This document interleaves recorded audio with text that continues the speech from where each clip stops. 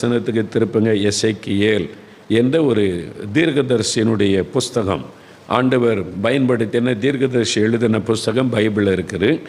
அதில் பாருங்கள், எசேக்கியேல் 22 அதிகாரம் 30வது வசனம் நான் வாசிக்கிறேன், அதை கவனமாக கேளுங்க.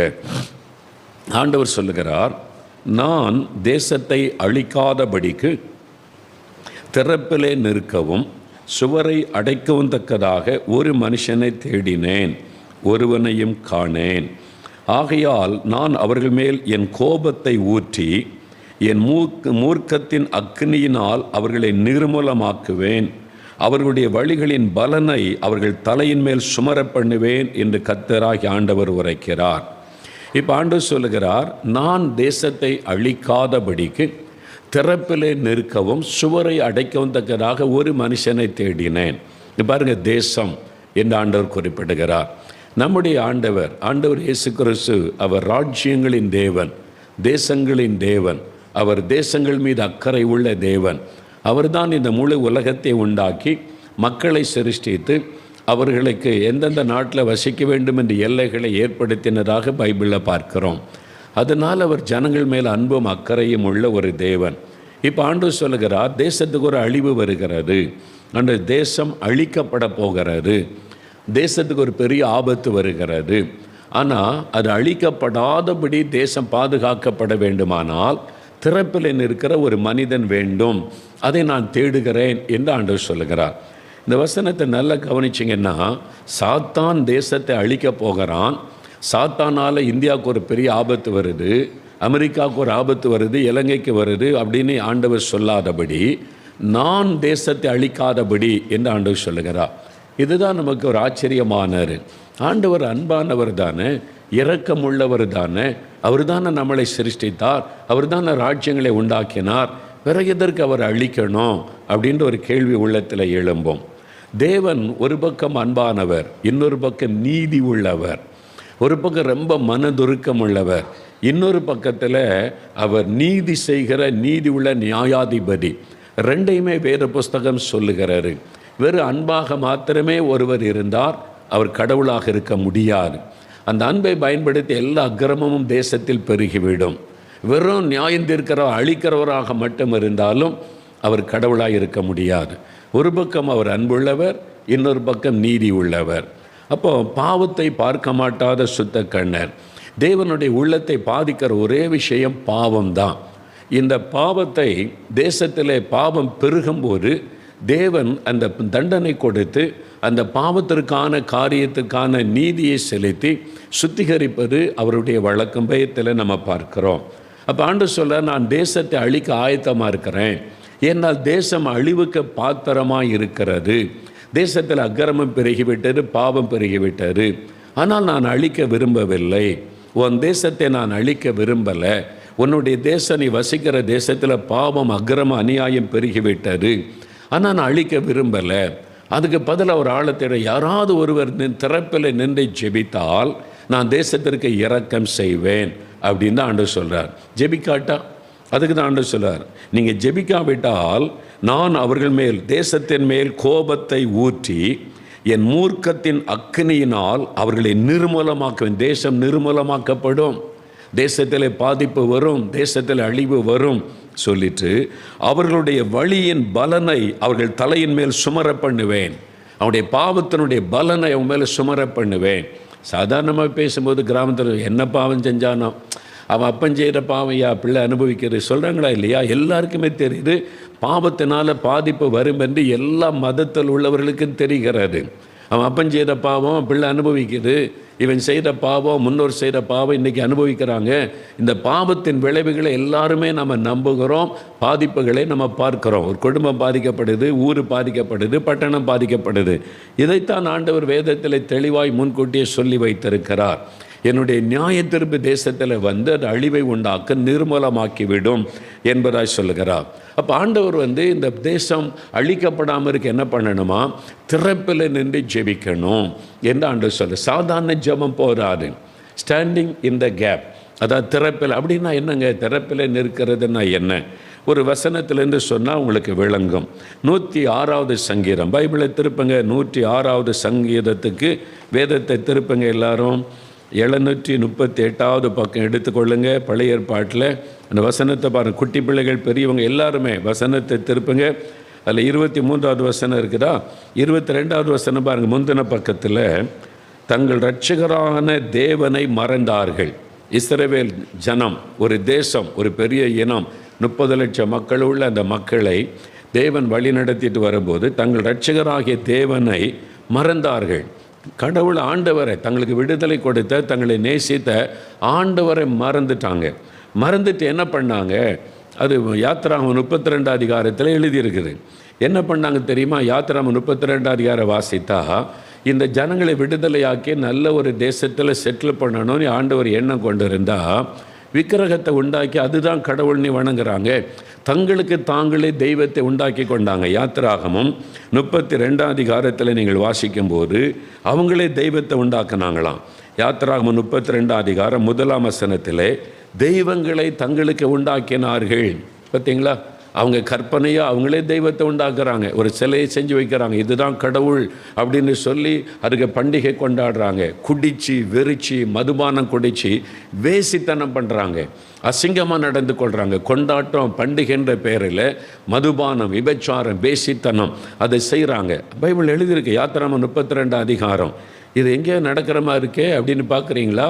நம்ம தேசத்தில் நிறைய இடத்துல அப்படி தான் நடந்து கொண்டு இருக்கிறது. யோசித்து பாருங்கள். அப்போது தங்களுக்கு தாங்களே தெய்வத்தை உண்டாக்கி பண்டிகை கொண்டாடுகிறோம், தெய்வ வணக்கம் செய்கிறேன்னு சொல்லி குடிச்சு வெறிச்சு மதுபானம் அவங்க வேசித்தனம் பண்ணுறாங்க. இந்த பாவம் தேவனை துக்கப்படுத்துகிறது, தேவனுடைய உள்ளத்தை கோபப்படுத்துகிறது. ஏன் இந்த மாதிரி அநியாயமாக நடக்கிறாங்க? இந்த மாதிரி கற்பனையாக ஒரு தெய்வத்தை உண்டாக்கி குடிச்சு வெறிச்சு மதுபான வெறியில் அசுத்தமாக நடக்கிறாங்க. அப்பொழுது தேவன் கோபத்தோடு சொல்கிறார், நான் இவளை அழித்து போடுவேன், இவர்களை அழித்து போடுவேன். இவங்களுடைய பாவம் பயங்கரமாக இருக்குது. ஒரு பரிசுத்த சிந்தை இல்லை, கடவுளை குறித்த பயம் இல்லை, கடவுள் பண்டிகைன்ற பேரில் குடிச்சு வெறிச்சு நாசம் பண்ணுறாங்க. இவங்களை நான் அழித்து போடுவேன்னு சொல்லி கர்த்தர் கோபத்தோடு எழும்புகிறார். அப்படி எழும்பும்போது தான் மோசே என்ற தேவ மனிதர், இப்போ அதுதான் இந்த யாத்திராகமம் 32 அதிகாரத்தில் எழுதி இருக்கிறது. நீங்கள் பாருங்கள், சங்கீதம் 106ஆம் சங்கீதம் 23ஆம் வசனம் பாருங்கள். 106ஆம் சங்கீதம் 23ஆம் வசனம். ஆகையால் அவர்களை நாசம் பண்ணுவேன் என்று கர்த்தர் சொன்னார். ஆண்டவர் சொல்றார், ஐ am going to destroy these people. இந்த மாதிரி அநியாய அக்கிரமம் பண்ணுறாங்க, கற்பனையாக கண்டதெல்லாம் தெய்வம்ன்றாங்க, குடிக்கிறாங்க, விரிக்கிறாங்க, அசுத்தமாக நடக்கிறாங்க, இவங்களை அழித்து போடுவேன். I am going to destroy them. ஆண்டவர் சொல்கிற வசனத்தில் பாருங்கள், அவர்களை நான் நாசம் பண்ணுவேன் என்று ஆண்டவர் சொல்கிறார். அப்பொழுது அவரால் தேவனால் தெரிந்து கொள்ளப்பட்ட மோசே என்கிற தேவ மனிதர் அவர்களை அவர் அழிக்காதபடிக்கு அவருடைய உக்கரத்தை, கோபத்தை ஆற்றும் பொருட்டு கர்த்தருக்கு முன்பாக திறப்பின் வாயிலே நின்றான். சரிங்களா? இந்த திறப்பின் வாயில்னா என்னது அப்படின்னு கேட்டால், நல்லா பாருங்கள்.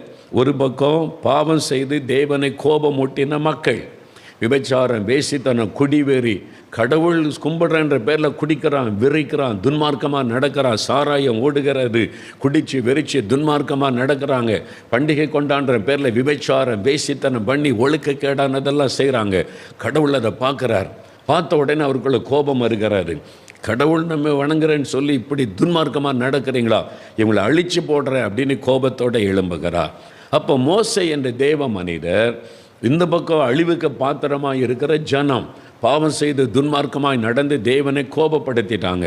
இந்த பக்கம் பரிசுத்தமுள்ள தேவன் அவர் கோபத்தோட இவங்களை நான் அழிக்க போகிறேன் அப்படின்னு நிற்கிறார். இந்த ரெண்டுக்கு நடுவில் மோசே நிற்கிறார். ஆண்டவருக்கு முன்னால் மறித்து கொண்டு, இல்லை ஆண்டவரே அவங்கள அழிக்கக்கூடாது, அவங்க மன்னிச்சிருங்க மன்றாடுகிறார். அவங்க செய்தது பாவம்தான், அவங்க விக்கிரகம் செஞ்சது பாவம்தான், சிலையை போய் வணங்கி கடவுள்னு சொன்னது பாவம்தான், அவங்க விபச்சாரம் பண்ணது பாவம்தான், குடிச்சு வெறிச்சது பாவம்தான், மன்னிச்சிருங்க, அவங்களுக்காக நான் அவங்கள்ட்ட பரிந்து பேசுகிறேன்னு சொல்லி பாவம் செய்த மனிதர்களுக்கும் பரிசுத்தமுள்ள தேவனுக்கு நடுவாக நிற்பதான் ஸ்டாண்டிங் இன் த கேப். ரெண்டுக்கு நடுவாக நின்று திறப்பிலே நிற்பது என்பது. அப்படி பேசும்போது நீங்கள் யாத்திராகமம் 32 அதிகாரம் வாசித்தீர்கள் என்றால் 13ஆம் வசனத்தின் பின்பகுதியில் கெஞ்சி பிரார்த்தனை பண்ணினார். மோசே எப்படி ஜெபம் பண்ணாராம்? கெஞ்சினார். ஆண்டவரே மன்னிச்சிருங்க, இந்த மக்களை மன்னிச்சிருங்க, அவங்க பாவம் செய்துட்டாங்க, உம்மை வேதனைப்படுத்திட்டாங்க, அவங்க பாவத்துக்கு இடம் கொடுத்துட்டாங்க, தயவாக மன்னிச்சிருங்க, இறக்க செய்யுங்க, தண்டிச்சிராதங்க, அழிச்சிராதங்கன்னு கெஞ்சி பிரார்த்தனை பண்ணினான். பாருங்க 11ஆம் வசனத்தின் பின்பகுதியில் பார்த்தீங்கன்னா, இந்த ஜனத்துக்கு ஒரு நம்முடைய கோபம் பற்றி எரியுதே, ஆண்டவரே கோபப்படாதங்க, மன்னிச்சிருங்கன்னு சொல்லி மோசே கெஞ்சி பிரார்த்தனை பண்ணினதுனால ஆண்டவர் 14ஆம் வசனத்தில், அப்பொழுது கர்த்தர் தமது ஜனங்களுக்கு செய்ய நினைத்த தீங்கை செய்யாதபடிக்கு பரிதாபம் கொண்டார். கர்த்தர் ஒரு மனிதன் திறப்பில் நின்று மன்றாடினதுனால தேவன் பரிதாபம் கொண்டார். தேவன் செய்ய நினைத்த தீங்கை செய்யாதபடி, நல்லா அறிந்து கொள்ளுங்க, தேவன் அவளை அழிக்க தீர்மானம் பண்ணிட்டார். தீங்கு, பாவம் பெருகி விட்டார், அநியாய அக்கிரமம் பெருகி விட்டார், இஷ்டத்துக்கு ஆட்டம் போடுறாங்க, அதில் வேற என்ன வேற கடவுள் கடவுள்னு வேற சொல்லிக்கொள்கிறாங்க, இஷ்டத்துக்கு குடித்து வெறிச்சு துன்மார்க்கமாக நடக்கிறான், எப்படி நான் விட்டு வைப்பார்?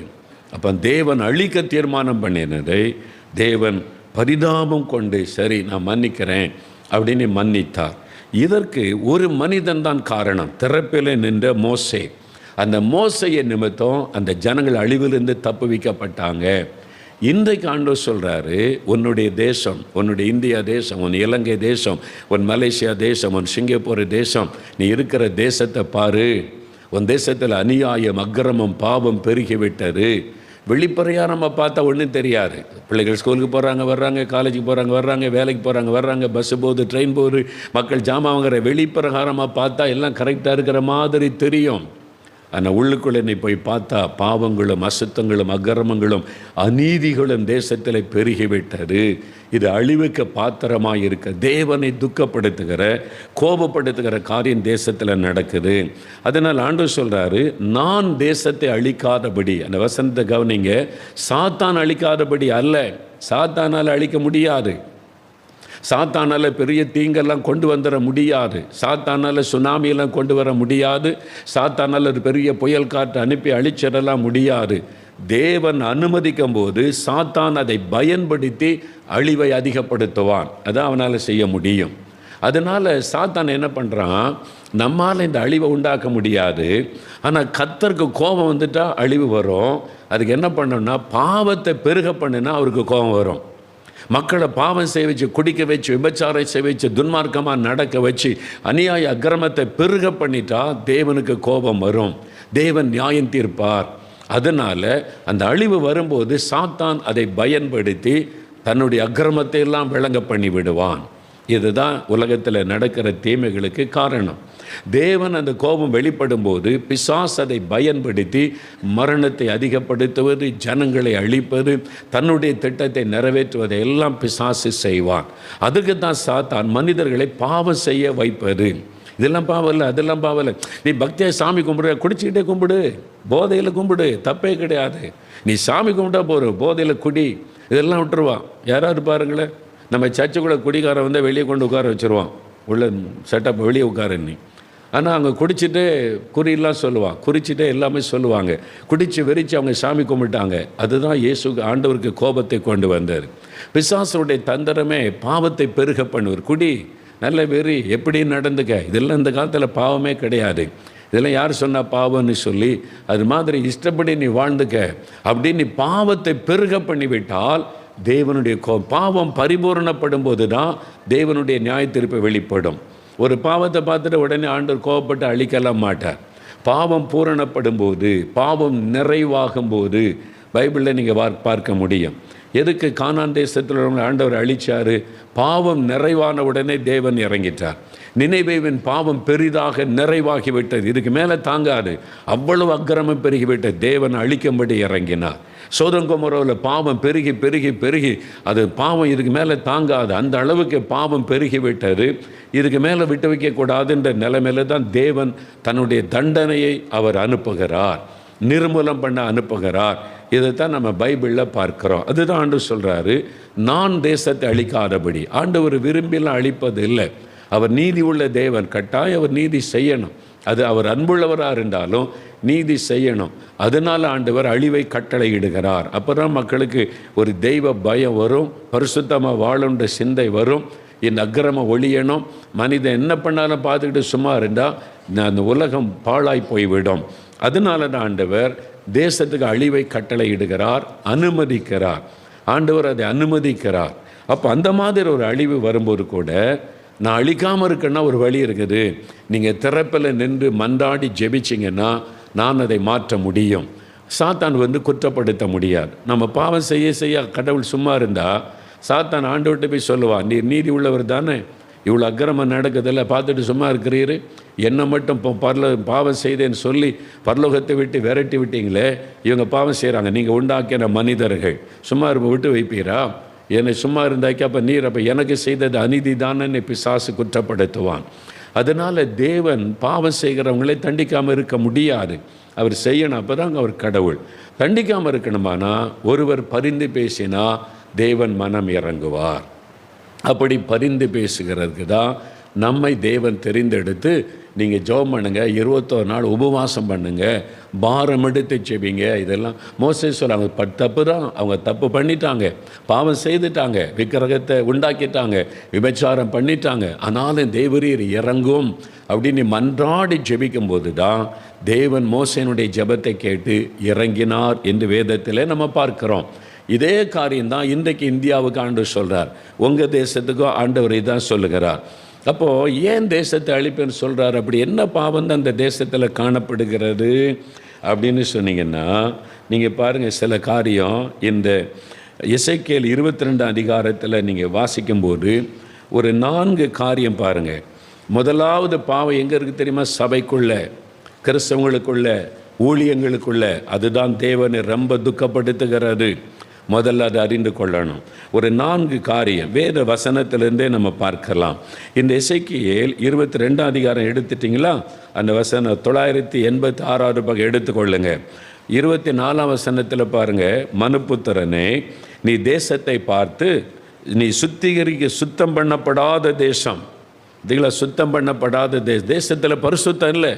கடவுள் என்கிறவர் பரிசுத்தம் உள்ளவர், கடவுள் என்கிறவர் பரிசுத்தம் உள்ளவர். அப்போது அவர் அந்த பரிசுத்தத்தை அவர் எதிர்பார்க்கிறார். முடிந்த அளவுக்கு பரிசுத்தத்துக்கு மனுஷன் பிரயாசப்படணும்ல. துணிகரமாக பாவம் செய்துட்டு எல்லாம் செஞ்சால் அதனால தான் அந்த சுத்திகரிக்கப்படாத ஒரு தேசம் சொல்லிட்டு, இப்போது என்னென்ன காரியம் தேவனை துக்கப்படுத்தினது நல்ல கவனிங்க. கிறிஸ்தவ ஊழியர்கள், கிறிஸ்தவ விசுவாசிகள் நம்ம தான் ஆண்டவர் முதல்ல நிறுத்துகிறார். முதல்ல பாருங்கள், 25வது வசனம் நான் வாசிக்கிறேன், கவனமாக பாருங்கள், பைபிளை பாருங்கள். எசேக்கியேல் 22:25. தேசத்தில் உள்ள தீர்க்கதரிசிகள் அதன் நடுவில் கட்டுப்பாடு பண்ணுகிறார்கள். கர்ச்சிக்கிற சிங்கம் இரை கவுகிறது போல ஆத்துமாக்களை அவர்கள் பட்சிக்கிறார்கள். திரவியத்தையும் விலை உயர்ந்த பொருட்களையும் வாங்கி கொள்ளுகிறார்கள். அதன் நடுவில் அநேகரை விதவைகள் ஆக்குகிறார்கள். தீர்க்கதரிசிகள் எப்படி இருக்காங்க பாருங்கள். கர்த்தருடைய தீர்க்கதரிசின்னு சொல்லிக்கொண்டு ஆண்டவர் சொல்கிறார், தீர்க்கதரிசிகள்னு சொல்லிக்கொண்டு ஆத்துமாக்களை பட்சிக்கிறாங்க, ஆத்துமாக்களை கெடுக்கிறாங்க, ரட்சிப்புகளை நடத்துவது இல்லை. தீர்க்கதரிசனம் சொல்கிறேன்னு சொல்லி கிருபை, அந்த கிருபை இந்த கிருபை எப்படி வாழலாம், நீ ஆத்துமாக்களை பட்சிக்கிற பொல்லாத தீர்க்கதரிசிகள் எழும்பி இருக்கிறாங்க. இதெல்லாம் தேவன் பார்க்குறார். அவங்களுடைய நோக்கெல்லாம் திரவியம், பணம், ஆடம்பரம். வசனம் சொல்லிட்டு பாருங்க, அவங்க திரவியம், பணம், விலையுயர்ந்த பொருட்கள். தீர்க்கதரிசிக்கு இருக்குது ரோல்ஸ் ராய் காரு, தீர்க்கதரிசிக்கு இருக்குது சொந்த ஃப்ளைட்டு. பாருங்கள், ஆடம்பரம். அது ஒரு சுவிசேஷம் அறிவிக்க போகிற ஆளுன்னா கூட பரவாயில்ல. தீர்க்கதரிசிகள் ஆடம்பரமான பொருட்களை வைத்து தீர்க்கதரிசனம், பொய்யான தீர்க்கதரிசனம் சொல்லி சொல்லி பணம் சேர்க்கிறாரு. அதுதான் அப்படிப்பட்ட கள்ள தீர்க்கதரிசிகள் சபைக்குள்ளே பெருகிட்டாங்க, கிறிஸ்தவ உலகத்தில் பெருகிட்டாங்க. ஒரு தீர்க்கதரிசினா பைபிளில் இருக்கிற மாதிரி இப்போ தீர்க்கதரிசியை பார்க்க முடியல. ஆடம்பரம், பணம் பணம் பணம், மக்கள்கிட்ட பணம் பறிக்கிறது தான் அவனுடைய நோக்கமே. பாருங்கள், நீங்கள் பணக்காரன் ஆவதற்கு என்ன வழி? ஆண்டவர் சிலுவையில் மறித்ததே நம்மளை பணக்காரனாக்க. அதனால் பணக்காரன் ஆவதற்கு என்ன வழின்னு சென்னையில் கான்ஃபரன்ஸ். அப்போ உங்களுக்கு பணக்காரன் ஆகிற வழியை சொல்லித்தரேன் அப்படின்னு ஒரு தீர்க்கதரிசின்னு சொல்லிவிட்டு ஒரு ஆள் கான்ஃபரன்ஸ். அதில் நீங்கள் பங்கு பெறணுமானா 500 ரூபா கொடுத்து டிக்கெட் வாங்கணும். பணக்காரன் ஆவதற்கு வழி சொல்லிக் கொடுக்குற நீ, அப்போ நீ பணக்காரன் ஆவதற்கு கர்த்தர் ஒன்று ஆசீர்வதிக்கணும்ல. அதனால் எல்லாம் இலவசம், எனக்கு ஆண்டவர் ஆசீர்வதிச்சுக்கிறார், வாங்க நீ கூப்பிட்டா பரவாயில்ல. நீ உள்ளே வரனால 500 கட்டு, 200 கட்டு, பணம் சம்பாதிப்பார். மக்களை ஏமாற்றி தீர்க்கதரிசின்ற பேரில் பணம் சம்பாதிப்பது, திரவியம் சம்பாதிப்பது, ஆடம்பர பொருள் சம்பாதிப்பது. இவங்க தான் தங்களை தீர்க்கதரிசி. எதுக்கு உனக்கு ஆடம்பரமான காரு? எல்லாரும் பயன்படுத்துகிற சாதாரண கார் வச்சுருந்தா பரவாயில்ல, எதுக்கு உனக்கு இந்த ஆடம்பரம்னு ஆண்டவர் சொல்லுகிறார். அப்போது எல்லா மக்களைப் போல நீ வாழ்ந்தால் பரவாயில்லை. நீ மக்களுக்கு தீர்க்க தரிசனம் சொல்கிற, நீ மக்கள் பணத்தை ஏமாற்றி வாங்கி உன்னுடைய வசதியை பெருக்கி கொண்டு இந்த மாதிரி தீர்க்கதரிசிகளை பார்த்து தேவனுடைய உள்ளம் துக்கம் அடைந்திருக்கிறது. அதை தான் பாருங்கள். 28ஆம் வசனம் பாருங்கள். அந்த தேசத்தின் தீர்க்கதரிசிகள் அபத்தமானதை தரிசித்து பொய் சாஸ்திரத்தை அவர்களுக்கு சொல்லி கர்த்தர் உரைக்காதிருந்தும் கர்த்தராகிய ஆண்டவர் உரைத்தார் என்று சொல்லி அவர்களுக்கு சாரமற்ற சாந்தை பூசுகிறார்கள். கர்த்தருடைய தீர்க்கதரிசனம் சொல்லிட்டு என்ன பண்ணுறாங்க பாருங்கள். அதை பாருங்கள், அபத்தமானதை தரிசித்து. இது கர்த்தர் கொடுத்த தரிசனம் கிடையாது. கர்த்தர் இறங்கி வந்தார், பரலோகத்தை கூட்டு போய் சிங்காசனத்தில் காமிச்சு இவர் தான் அடுத்த பிரதமராக வருவார், பிரசிடெண்ட்டாக வருவார்னு சொல்லுன்னு சொன்னார். எவ்வளோ துணிகரம் இல்லை? மக்களை ஏமாத்துறதுக்கு துணிகரமாய் போய் சொல்ல ஆரம்பிச்சிட்டாங்க தீர்க்கதரிசிகள் என்று தங்களை சொல்லிக்கொண்டு. இதுதான் ஆண்டவர் சொல்கிறாரு. இதெல்லாம் நாட்டில் நடக்கிற, ஊழியத்துக்குள்ளே நடக்கிற ஊழியக்காரன் தீர்க்கதரிசின்ற பேரில் எதை வேணாலும் பேசி மக்களை ஏமாத்துறானே, இதெல்லாம் பார்த்து தேவன் கோபம் கொண்டு இருக்கிறார். இதனை அழிக்கணும். இவங்கெல்லாம் துணிகரமாக மக்களுடைய பணத்தை ஏமாற்றி அபத்தமானதை தரிசித்து பொய் சாஸ்திரத்தை சொல்லி சாரமற்ற சாந்து பூசுகிறாங்க. மக்கள் பாவத்தை விட்டு மனம் திரும்ப வைக்கணுன்ற சிந்தையே இந்த தீர்க்கதரிசிகளுக்கு இல்லை. மக்களை ஏமாற்றி பணம் பறிக்கணும், அவ்வளோதான். அதனால் என்ன பாவம் செய்தாலும் சூப்பர் கிருபை, ஹைப்பர் கிருபை அவனை பாதுகாக்கணும் பொய்யானதை சொல்லி சொல்லி பணம் சேகரிப்பதில் கவனம் செலுத்துறதுனால இந்த தீர்க்கதரிசிகள் நிமித்தம் தேவனுக்கு தேசத்தின் மேலே ஒரு கோபம் வந்திருக்கிறது. நல்லா அறிந்து கொள்ளுங்க. நான் 1 யோவான் 4ஆம் அதிகாரம் 1ஆம் வசனத்தில் இந்த கள்ள தீர்க்கதரிசிகள் இப்போவே உலகத்தில் இருக்கிறாங்க என்று எச்சரித்து சொல்லி இருக்கிறதை நம்ம பார்க்கிறோம். பாருங்க பிரியமானவர்களே, 1 யோவான் 4:1 உலகத்தில் அநேக கள்ள தீர்க்கதரிசிகள் தோன்றி இருப்பதினால் நீங்கள் எல்லா ஆவிகளையும் நம்பாமல் அந்த ஆவி தேவனால் உண்டானவர்கள் என்று சோதித்தறீங்க. எல்லா ஆவிகளையும் நம்பாதுங்க. தீர்க்கதரிசின்னு அவன் சொன்ன அவனை நம்பாதுங்க. அவன் என்ன கார் வச்சிருக்கிறான் நீ பாருங்க. ஆடம்பரமாக இருக்கிறானா, சாதாரண மக்களை போல இருக்கிறானா பாருங்க.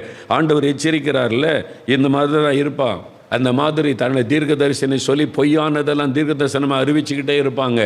ஏதோ 1-2 மிஸ்டேக்குன்னா பரவாயில்ல, எல்லாமே பொய்யா இருந்தால், எல்லாமே ஏமாத்துற தீர்க்க தரிசனமாக இருந்தால், ஏதோ 10 சொன்ன ஒன்று மிஸ்டேக் ஆகிட்டுன்னு கூட பரவாயில்ல. சொல்கிறதெல்லாம் அபத்தமான தீர்க்க தரிசனங்கள். இந்த மாதிரி கள்ள தீர்க்க தரிசனம் தேசத்தில் பெருகினதுனால தேவன் சொல்லுகிறார், நான் அழிக்க போகிறேன். என் பேர் நாமத்தை சொல்லிக்கொண்டு ஏமாத்துறாங்க. 2வது அடுத்தது பாருங்கள், இன்னொரு வசனம் பாருங்கள். 26வது வசனம், எசேக்கியேல் 22ஆம் அதிகாரம் 26வது வசனம் பாருங்கள். ஆசாரியர்கள், இப்போ ஆண்டவர் இந்த ஊழியர்களுக்கு வருகிறார். ஆசாரியர்கள்னால் அந்த காலத்தில் எருசலேம் தேவாலயம் மட்டும் இருந்தது, அதில் ஆசாரியராக பணி செய்தாங்க. இப்போ அப்படி இல்லை. சுவிசேஷகர்கள், மிஷனரிகள், அப்புறம் போதகர்கள், அப்போஸ்தலர்கள் என்று பல ஊழியர்கள், தீர்க்கதரிசிகள் மாதிரி இன்னும் 4 ஊழியங்கள் இருக்கிறாரு. தேவ ஊழியர்கள் எந்த பேரில் செய்தால், சுவிசேஷனாக இருந்தாலும் சரி, போதகராக இருந்தாலும் சரி, சபை நடத்துகிற மேய்ப்பனாக இருந்தாலும் சரி, சுவிசேஷகன் என்று சொல்லிக்கொண்டாலும் சரி, எங்களை மாதிரி சுவிசேஷ ஸ்தாபனங்களை ஏற்படுத்தி நடத்தி கொண்டிருந்தாலும் சரி, மிஷனரி ஸ்தாபனங்களே நடத்தினாலும் சரி, ஆண்டவர் சொல்கிறாரு, இந்த ஆசாரியர்கள், ஊழியக்காரர்கள் என் வேதத்துக்கு அநியாயம் செய்து, ஆண்டவர் சொல்ல வேதத்துக்கு அநியாயம் பண்ணுறான்.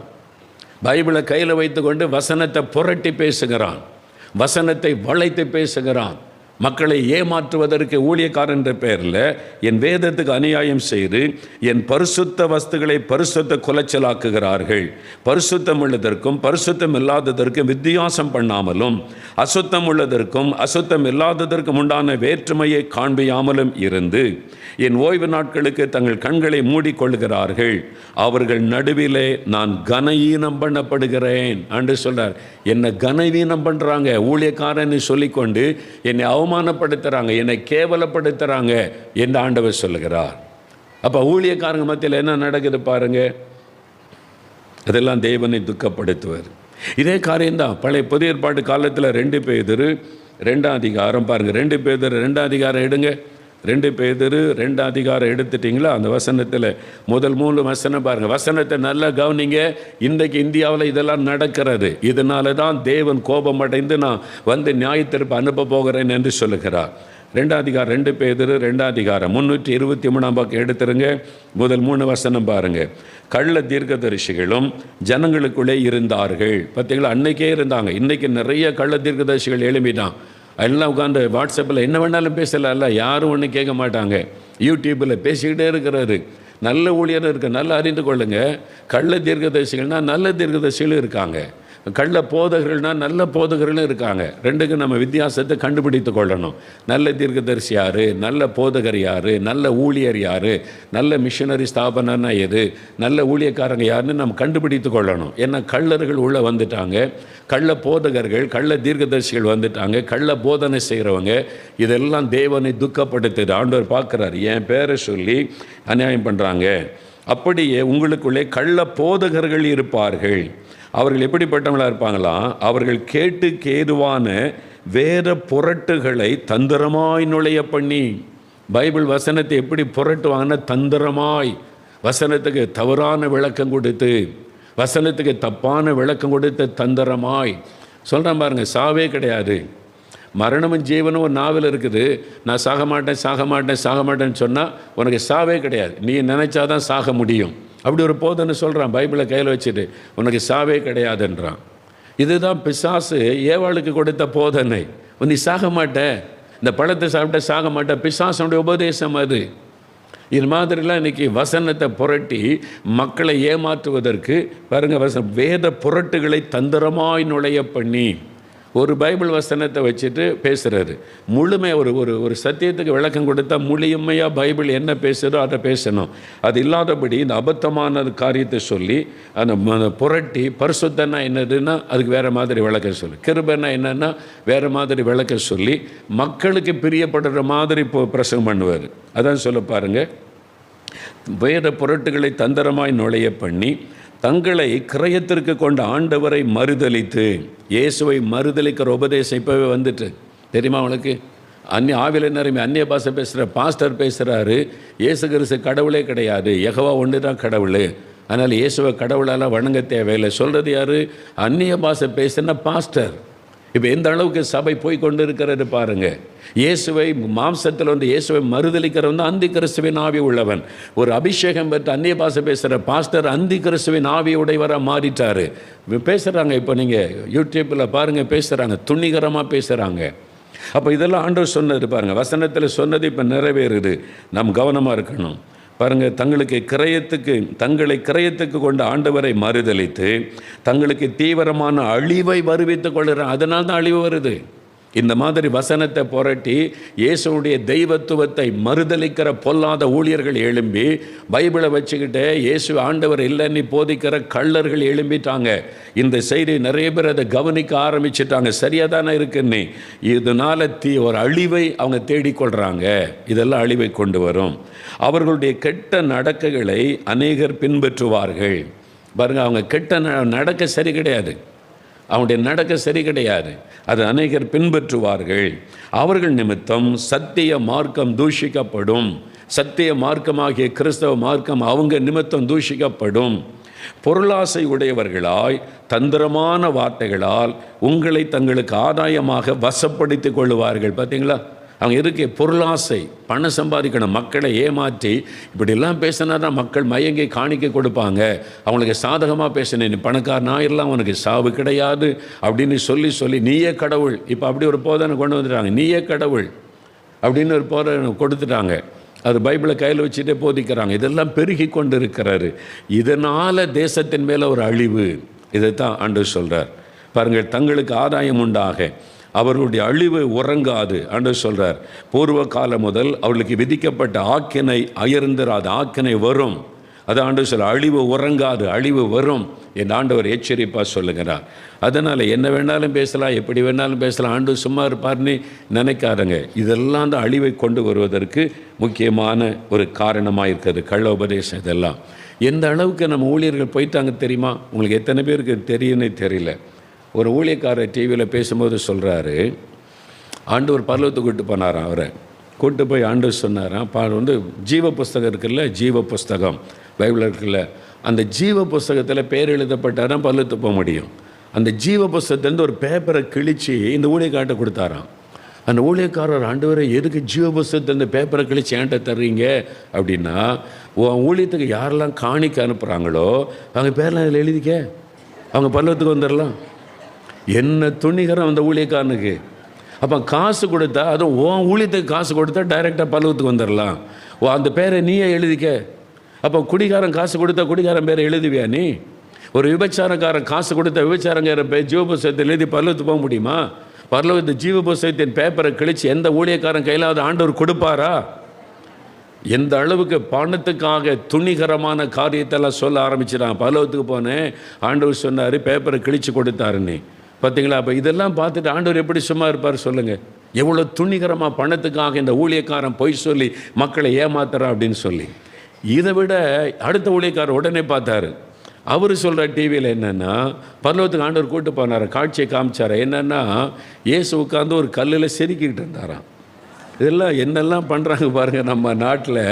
கல்லை இயேசு கிறிஸ்து ஊழியை வச்சு செதுக்கிட்டு நான் இருப்பி மெதுவாக கேட்டார், ஆண்டவர் என்னத்தை செதுக்குறீங்க அப்படின்னா, பரலோகத்தில் பாறையில் செதுக்கிறாராம். என்ன செதுக்கிறாரான்னு கேட்டால், அது உன் ஊழியத்துக்கு யாரெல்லாம் காணிக்க கொடுக்குறாங்களோ அவங்க பேரெல்லாம் பரலோகத்தில் செதுக்கிட்டு இருக்கேன். எழுதப்படும் போகணும்னு சொன்னால் அவனை பலத்தும் கூட்டு போகல, உனக்கு தரிசனமும் கொடுக்கல, மக்கள்கிட்ட பணத்தை ஏமாற்றி வாங்குறதுக்கு உனக்கு காணிக்க கொடுத்தா பரலோகத்தில் செதுக்கி வைக்கிறாரு இயேசு கிறிஸ்துன்னு. எப்படியெல்லாம் மக்களை ஏமாத்துற. இப்போ இதெல்லாம் பார்த்து தான் ஆண்டவர் சொல்கிறாரு, நான் அழிக்க போகிறேன், இந்த தேசத்தின் மீது ஒரு அழிவை உண்டாக்க போகிறேன். என்னை குறித்த பயமும் இல்லை. தீர்க்கதரிசி இப்படி நடக்கிறான், ஊழியக்காரன் இப்படி நடக்கிறான், ஆசாரியன் இப்படி நடக்கிறான். ஊழியத்துக்கு தசமபாகம் அவசியம். தசமபாகத்துக்காகவே ஊழியம். பணம் பணம் பணம் வெறும் தசமபாகத்துக்காக பிஸ்னஸாக பண்ணுறோம். சபை நடத்துறது சபை பிஸ்னஸா? ஊழியம். அந்த ஊழியம் நடக்கிறது தசமபாகம் அவசியம். அது கொடுக்குறத வச்சு சபையை பெருக பண்ணணும், சுவிசேஷம் அறிவிக்கணும். ஆனால் வெறும் தசமபாகத்துக்கு பிழைப்பு நடத்துவதற்கு சபை ஆரம்பிக்கிற சிலர் துணிந்து விட்டார்கள். இதெல்லாம் தேவன் பார்க்குறார். ஒரு ஊழியம் செய்கிறதில்லை, சுவிசேஷம் அறிவிக்கிறதில்லை. மக்களை மாத்திரம் அதை கொண்டு வா இதை கொண்டு வா தசமபாகம் கொடுன்னு சொல்லி கட்டாயப்படுத்துவாங்க. அவ்வளோ பணத்தை வச்சு என்ன பண்ணுற? அந்த பணத்தை சுவிசேஷம் அறிவிக்கிறோமா? அந்த பணத்தை சுவிசேஷத்துக்காக செலவு பண்ணுறோமா? சுயநலமாய் பயன்படுத்துவர். தேவன் இதெல்லாம் பார்த்து துக்கம் அடைந்து தான் அழிவை உண்டாக்க போகிறேன், தேசத்தின் ஒரு அழிவு வரப்போகிறது. சரி, அடுத்து என்ன நடக்குது பாருங்கள். மூன்றாவது 27வது வசனம் பாருங்கள். எசேக்கியேல் 22:27வது வசனம் நான் வாசிக்கிறேன் பாருங்கள். தேசத்தின் நடுவில் இருக்கிற அதன் பிரபுக்கள், ஆளுகிறவங்க, அரசியல்வாதிகள், பிரபுக்கள் இறை கவ்வுகிற ஓநாய்களைப் போல் இருக்கிறார்கள். அநியாயமாய் பொருள் சம்பாதிக்கிறதற்கு இரத்தம் சிந்துகிறார்கள், ஆத்துமாக்களை கொள்ளையிடுகிறார்கள். இது யாருன்னா 2 பேர். ஒன்று அரசியல்வாதிகள், இன்னொன்று அரசாங்க அதிகாரிகள். இந்த 2 நீங்கள் பாருங்கள். இன்றைக்கி இந்த பிரபுக்கள் என்று சொல்லுவது அதிகாரத்தில் இருக்கிறவங்க. அந்த காலத்தில் அவங்க தான் அதிகாரத்தில். இன்றைக்கி அரசியல்வாதிகள் மினிஸ்டராக இருக்கிறாங்க, எம்பி எம்எல்ஏவாக இருக்கிறாங்க. அடுத்தது அரசாங்க அதிகாரிகள். எல்லாத்துலேயுமே நீங்கள் பார்த்தீங்கன்னா ஊழியர்களாக இருந்தாலும், அதிகாரிகளாக இருந்தாலும், அரசியல்வாதியாக இருந்தாலும் அதில் நல்லவங்களும் இருக்கிறாங்க, நேர்மையாக செயல்படுறவங்க, துன்மார்க்கர் அநியாயம் பண்ணுறவங்களும் இருக்காங்க. ரெண்டையுமே நம்ம பிரித்து பார்க்கணும். அதிகாரிகள் எடுத்துக்கொண்டா இப்போ பாருங்கள், ஒரு காலத்தில் ஒரு 1000 அதிகாரிகள் 100 பேர் இருந்தால் 10 பேர் லஞ்சம் வாங்குவான், 90 பேர் நேர்மையாக நடப்பாங்க. அதிகாரிகள் மனசாட்சிக்கு பயந்து, கடவுள் பயந்து நேர்மையாக நடக்கணும். ஒரு 10 பேர் லஞ்சம் வாங்குவான். இப்போது 10 பேர் நேர்மையாக நடக்கிறான், 90 பேர் லஞ்சம் வாங்க ஆரம்பிச்சிட்டாங்க. இப்போ 99 ஒரு ஆள் தான், 100க்கு ஒரு ஆள் தான் உண்மையாக இருக்கிறாங்க. அரசியல்வாதிகளில் ஒரு காலத்தில் 90 பேர் நல்லா இருந்தாங்க, 10 பேர் அநியாயம் பண்ணுவாங்க, லஞ்சம் வாங்க, ஊழல் பண்ணுவாங்க. இப்போது 1-2 பேர் தான் நல்லா இருக்காங்க. ஒரு 10% வைத்துக்கொள்ளுங்க, 90% நாட்டை சுரண்ட அரசியல்வாதிகளாக மாறிட்டாங்க. இதை தான் ஆண்டவர் சொல்கிறார், அவர்கள் இறை கவுகிற ஓநாய்களைப் போல இருக்கிறார்கள். தேசத்தில் இன்றைக்கி பாருங்கள், இறை கவுகிற ஓநாய்களை போல இருக்கிறாங்க. லஞ்சம் லஞ்சம் லஞ்சம், ஊழல். ஒரு காலத்தில் நீங்கள் பார்த்தீங்கன்னா ஒரு தப்பான காரியத்துக்கு போனால் லஞ்சம் வைப்பான, கையெழுத்து போனால் லஞ்சம் கொடு, நீ தப்பு பண்ணுறல, உனக்கு இது வந்து சரி கிடையாது, இது தப்பு, நான் தப்புன்னு எழுதிட்டா உனக்கு பெர்மிஷன் கிடைக்காது, அப்போ கொஞ்சம் பார்த்து செய்யுங்க அப்படின்னா எனக்கு 2000 கூட 5000 கூட வாங்கிட்டு கையெழுத்து போடுவாங்க. இப்போது நியாயமானதுக்கும் ஒரு தப்புமே இல்லை, கரெக்டாக இருக்குது, எல்லா ரெக்கார்டும் கரெக்டாக இருக்குது, அதுக்கே லஞ்சம் கொடுத்தா தான் கையெழுத்து போடுவேன். அப்படி மாறிட்டா இல்லையா? அப்படி தான் நம்ம நியாயமானதை பெற்றுக்கொள்ள கூட லஞ்சம். கஷ்டப்பட்டு 30 வருஷம் 40 வருஷம் வேலை செய்கிற கவர்மெண்ட்டில் அதன் பிறகு ரிட்டையர்ட் ஆன பிறகு அவனுக்கு வந்து பென்ஷன் பண்ண வரணும். அது அவனுடைய நியாயமான உழைப்பு, அவனுடைய சேமிப்பு. அப்போ அவனுக்கு வந்து ரிட்டையர்ட் ஆன பிறகு அவனுக்கு வந்து அந்த ரிட்டையர்மெண்ட் பணம் வரணும். அவன் ரிட்டையர்ட் ஆன உடனே அந்த பணத்தை நம்பியிருப்பான், மகளுக்கு கல்யாணம் பண்ணணும், பிள்ளைகளுக்கு திருமணம் பண்ண, ரிட்டையர்மெண்ட் பணம் வரணும், மாதந்தோறும் பென்ஷன் தொகை வச்சு அவனுடைய வாழ்க்கை நடக்கணும். இது கவர்மெண்ட் ரூல், அது இவனுடைய உழைப்பு பணம். இப்போ அதை கூட வாங்க முடியல. எத்தனை பேர் நாய்ப்படாத பாடு. அவங்க கேட்குற அதிகாரி காசு கொடு, அப்போ தான் அவனுக்கு கையெழுத்து போட்டு உனக்கு வரக்கூடிய பணம் வரும், அப்போ தான் பென்ஷன் வரும். எவ்வளோ வேதனை! இது பெருகி கொண்டே இருக்கிறது இந்தியாவில், நம் தேசத்தில் இந்த அநியாயம் பெருகி கொண்டே இருக்கிறது. தேவன் இதெல்லாம் பார்க்குறார். நாய்களை போல மாறிட்டாங்க அதிகாரிகள், மக்களை பட்சிக்கிறாங்க. ஒரு நீதி இல்லை, ஒரு நேர்மை இல்லை. தேவன் அதெல்லாம் பார்க்குறாரு. எவ்வளோ நாள் ஒரு பொறுமையார். மக்கள் கதறாங்க, நியாயமான ஒரு காரியத்துக்கு கூட காசை பிடுங்குறாங்களே. நான் 40 வருஷம் வேலை செஞ்சதுக்குரிய ரிட்டைர்மெண்ட் பணத்தை தரமாட்டேங்கிறாங்களே. ஆஃபீஸுக்கு அலைஞ்சி அலைஞ்சி அலைஞ்சி எத்தனை வயசானவங்க வெறுத்து போன நிலைமையில் ஒருத்தர் பென்ஷன் பண்ண வராததுனால தமிழ்நாட்டில் இன்றைக்கி நியூஸில் காட்டுறாங்க, பிச்சை எடுக்க ஆரம்பிச்சிடார், தெருவா தாடி வளர்த்து. இப்போ நீதிமன்றம் வான் பண்ணியிருக்கிற உடனே பென்ஷன் பண்ணதை கொடுன்னு. அது அவருடைய உழைப்பு, அவருடைய காசையே கொடுக்க மறுக்கிறாங்க. லஞ்ச ஊழல்னால தேசம் எவ்வளோ பயங்கரமான நிலைமைக்கு போகிறாரு. ஆண்டவர் அதெல்லாம் பார்க்குறாரு. இவ்வளோ ஜனங்க பாதிக்கப்படுறாங்க. இந்த அரசியல்வாதிகளும் இந்த அதிகாரிகளும் நாய்களைப் போல செயல்படுறாங்க, கொள்ளையடிக்கிறாங்க. தேவன் பார்க்கிறார். அதனால தேவன் என்ன பண்ணுறாரு? அனுப்ப போகிறேன்னு சொல்கிறார். ஓடுனாங்களே இலங்கையில், மினிஸ்டரே தீயை வச்சு எரிச்சு கொண்டாங்க. தெரியுமா அவங்களுக்கு? இலங்கையில் மினிஸ்டரை மக்கள் எவ்வளோ கொதிச்சு போயிருக்கிறாங்க. எரிச்சு சந்தர்ப்பம் கிடைச்சா எரிச்சு கொண்டுருவாங்க. அந்த மாதிரி உள்ளுக்குள்ளே எரிந்து கொண்டு இருக்கிறது. எரிச்சு கொண்டாங்க. ஏர்போர்ட் வரைக்கும் போன ஆளை ஃப்ளைட் ஏற விடலை. எங்கள் நாட்டை சூறையாடிட்டு எங்களை ஏமாற்றிட்டு நாட்டை விட்டு தப்ப பார்க்குறியா நீ? ஃப்ளைட் ஏற விடலை. திருட்டுத்தனமாக ஓடின நாட்டை விட்டு. இதெல்லாம் நடக்கிறப்பார். கர்த்தர் நியாய தீர்ப்பை அனுமதித்து விட்டார். அப்போ வந்து எவ்வளோ நாள் ஆண்டவர் பார்த்துக்கிட்டு சும்மா இருப்பார்? என்ன வேணாலும் அநியாயம் பண்ணு, என்ன வேணாலும் அக்கிரமம் பண்ணுன்னு பார்த்துக்கிட்டு சும்மா இருப்பார் ஆண்டவர்? இதான் இன்றைக்கி நடக்கிற காரியம். சரி, கடைசியாக ஒரு காரியம் பாருங்கள். ஜனங்க எப்படி இருக்காங்க? ஜனங்கள் எப்படி இருக்காங்க? அதே ஆண்டவர் பார்க்க சொல்கிறார். 29வது வசனம் பாருங்கள். தேசத்தின் ஜனங்கள் இடுக்கண் செய்து கொள்ளையடித்து சிறுமையும் எடுக்கிறாங்க. யோசித்து பாருங்கள். ஜாதி பெருமையில் அடுத்தவனை நசுக்குவார். ஜாதி பெருமையில் கடையில் ஜாமான் தர முடியாது என்பார். தமிழ்நாட்டிலே பாருங்கள், இப்போ 2-3 பேர் அரெஸ்ட் பண்ணி உள்ளே வச்சுட்டாங்க. இவன் இந்த ஜாதி எங்கள் கடையில் ஜாமான் தர மாட்டான். எவ்வளோ கொடூரமான காரியம் தேசத்தில் நடக்கிற. மக்களை அப்படி அவமதிப்பார். பாருங்கள், ஜனங்கள் எப்படி இருக்காங்க? இடுக்கண் செய்து கொள்ளையடித்து. அதான் நடக்கிற, கொள்ளையடிக்கிறது. ஒரு காலேஜில் பிரச்சனை வந்துட்டு ஒரு பிள்ளை செத்து போச்சுது. அதனால் எல்லாம் போராட்டம் நடத்தினா எதிர்ப்பு தெரிவித்து நியாயம் கேட்டால் சரி, உள்ள நுழைஞ்சு கொஞ்சத்தை எரித்து அதில் பொது ஜனங்கள் எப்படின்னாங்க, பொதுமக்கள் போய் ஃபேனை தூக்கிட்டு போகிறான், பெஞ்சை தூக்கிட்டு போகிறான். எங்கேருந்து இந்த புத்தி வந்துச்சு? அப்போ இவனுக்கு என்ன எண்ணம் இருக்குது? ஒரு பிள்ளை செத்து போனதுக்கு நீதி கேட்கணுன்றது அவனுடைய நோக்கம் இல்லை. உள்ள நுழைஞ்சி ஃபேனை திருட்டிட்டு போகிறான், ஸ்கூலுக்குள்ளே நுழைஞ்சி அங்கே இருக்கிற பீரவை தூக்கிட்டு போகிறான், பெஞ்சை தூக்கிட்டு போகிறான். எப்படி மக்களுடைய மனசு மாறிட்டு பாருங்கள். ஆனால் பேசுனதை நான் நீதிக்காக போராடணும், ஒரு பெண்ணினுடைய மரணத்துக்காக போராடணும். அப்போ ஏன் திருடுனேன்? நீ திருடன் தானே. பொதுமக்கள் எப்படி மாறிட்டாங்க? ஆண்டவர் சொல்கிறார் பாருங்க, இவங்க இடுக்கண் செய்து கொள்ளையடித்து. பொதுமக்கள் அப்படி தான் இருக்கிறாங்க, கொள்ளையடித்து. குஜராத்தில் பூமி அதிர்ச்சி உண்டாச்சு கிடக்குது, மக்களெல்லாம் பாதிக்கப்பட்டிருக்காங்க. சில குற்றுயிர் கொலையுற கிடக்கிறாங்க. இதை கேள்விப்பட்டு பாருங்கள். பாம்பேலேருந்து ஒரு டீம் வேகமாக போய் மக்களுடைய உடம்பில் இருக்கிற தங்கத்தெல்லாம் திருடுறது. குற்றுயிராக கிடக்கிறாங்க. அவங்கள காப்பாற்றுறதுக்கு பதிலாக தங்கத்தை திருடுறது, செயின் அறுக்கிறது. மக்கள் எப்படி இருக்கிறாங்க பாருங்கள். இதை தான் ஆண்டு சொல்ல, உன் ஜனம் இப்படி தான் இருக்காங்க. மக்கள்னா அப்போ நல்லவங்களா இருக்காங்களா? அவங்க இப்படி தான் இருக்காங்க. ஒரு ஆக்சிடெண்ட்டு நடந்தால் யார் கையிலேருந்து வாட்சை பிடுங்கலாம், நகையை பிடுங்கலான்னு இறுதி உள்ள மக்கள் தானே இருக்காங்க. அதான் சொன்னாங்க, இப்படி தான் அரசியல்வாதிகள் இருக்காங்க. அரசியல்வாதிகள் எப்படி இருக்காங்க, நாடே மோசமாக போகுதுன்னா ஒருத்தர் சொன்னார், மக்கள் எப்படி இருக்காங்களோ அப்படி தானே ஆள்றவனு இருப்பான். மக்கள் புத்தி இப்படி தானே இருக்குது. அப்போ மக்கள் மனம் திரும்பினா தானே நல்ல லீடர் ஆண்டவர் தருவார். அப்போ அதை தான் ஆண்டவர் சொல்கிறார், தேசத்தின் ஜனங்கள் இடுக்கன் செய்து கொள்ளையடித்து சிறுமையும் எளிமையானவனை ஒடுக்கி அந்நிய. இந்தியா தேசம் இப்படி தானே இருக்குது சொல்லுங்கள். இல்லை வசனத்தில் உள்ள மாதிரி கிடையாது, தீர்க்கதரிசிலாம் ரொம்ப உண்மையாக இருக்காங்க அது சொல்ல முடியுமா? ஊழியக்காரெல்லாம் ரொம்ப பரிசுத்தம், உண்மை, பணத்தில் ஆசை கிடையாது சொல்ல முடியுமா?